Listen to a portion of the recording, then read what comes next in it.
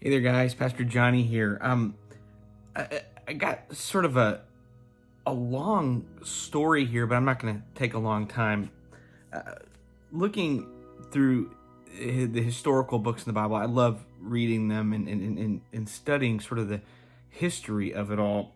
And if you go to First Kings, the books of Kings and Judges, those are awesome books of the Bible with just incredible stories.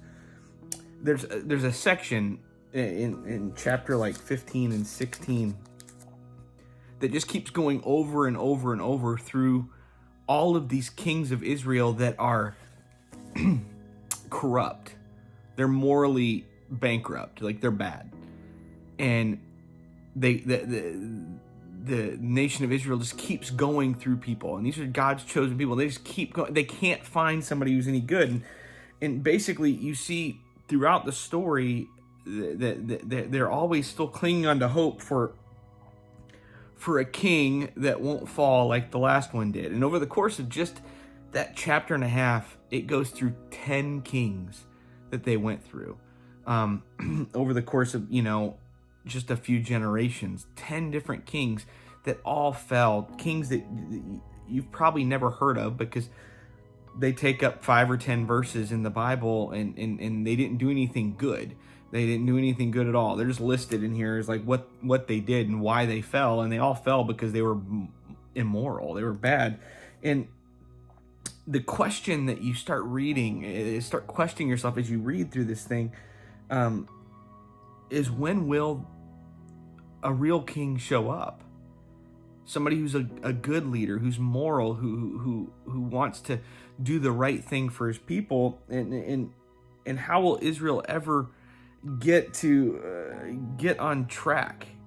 If all they ever have are these corrupt leaders, how are they ever going to get on track? And the truth is what we see here is it outlining the idea of the leader and the king that is to come. And we see that all the way back in Luke chapter 19. It says in verse 38, "Blessed is the king who comes in the name of the Lord, peace in heaven and glory in the highest." And some of the Pharisees in the crowd said to him, "Teacher, rebuke your disciples." So the disciples are saying, "Blessed is the king, he is here. All power, all praise be to him." And the Pharisees are like, wait.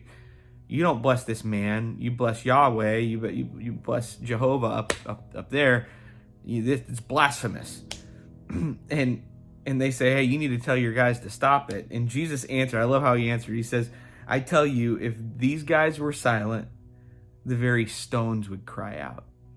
And I love that. There's an old story my dad used to talk about, how there was a guy who, whenever he was in college, they would do like witnessing. They would go out and, they would witness, and there was a guy who would walk up to somebody and give him a stone, give him a little rock, and they go, "What's that for?" And he'd go, "Don't let it cry out." And it's a play on words from this verse. What Jesus was saying is that my very existence as fully God and fully man, my very existence as the Savior, as the King of the Jews, but also the King of everybody, is such a big deal. I mean, we see for generations after generations, they longed for a king like that would unify and would bring a moral character and love and grace and mercy to people. And Jesus is saying, hey, what I'm doing here is such a big deal. It's so game-changing that if they don't say it, that the rocks are going to say it. It is such a big deal that, and it's one of the reasons why we look through the history of the world, and there's been lots of people that proclaim to be the salvation of the world. Lots of people that proclaim to be gods, and lots of different religions that follow different paths.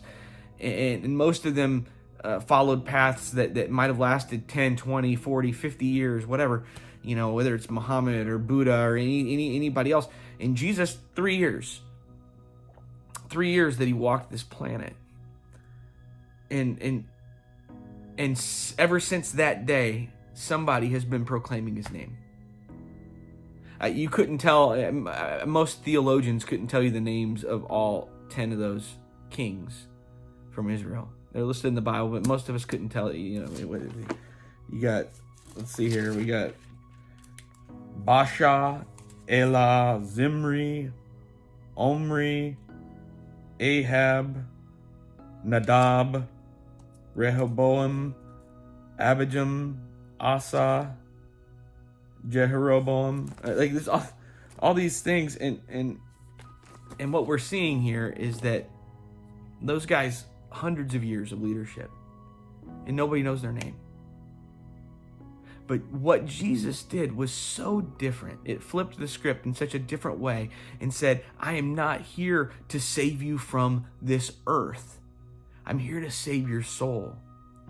The Israelites were longing, were hoping for a king that would save them from tragedy, save them from things that were bad on this planet, save them from drought or famine, that would save them from, other armies coming and attacking. And Jesus came back and he said, no, I'm changing this thing. I'm not here just for the Jewish people. I'm here for everybody. And I'm not here to save you from this planet. I'm here to save you from yourself.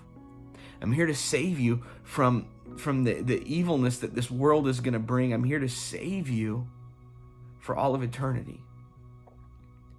And after 3 years, there hasn't been a moment when people haven't cried out his name. Such an important moment. That in such a short amount of time, Jesus was able to come and change history of the world forever. And if you don't say it, and if you don't share it, then the rocks are going to cry out instead of you. Such an important moment to say, you know what? We need to be saying what God is asking us to say. Reaching out and making a difference in the world happens when we say something, when we share the love of Christ. Today, I received a phone call from somebody in the community, and they don't know me. They've never been to our church, but a woman had gotten the church's phone number and called, and I answered it, and she was in tears. She was crying. She's lost her job, doesn't have any money, and DCF is saying, hey, if she had one night left in the hotel she was staying in, said, if you don't have a place to stay tomorrow, we're coming and we're taking your daughter. And she's just seeking help. and as a church, we were able to help them a little bit, but the bigger help came when I said, can I pray with you? Can I just spend a couple minutes praying with you? And we prayed, and I can hear her on the other end of the phone just crying and crying. And we got off the phone, and I went and met her up at the hotel to help out with her having a place to stay for her and her daughter. And she said, it's amazing. She said, I've called all these places, and I've looked for help. Most of them just tell me they don't want to help, or they're not helping people right now. They don't have the ability. And we don't have the lot of money or ways to help in the moment, but I did what we could. And she said, most of them just sort of get off the phone with me as quick as they can. But she said, the second you got done praying for me, I felt hope. I felt happy and a peace. That has nothing to do with me. Because if I don't do it, the rocks will cry out. We serve the King that for thousands of years they wished for. Be willing to pray with somebody, to share with somebody, to love people. Be willing to cry out. I love you guys. Have a great day.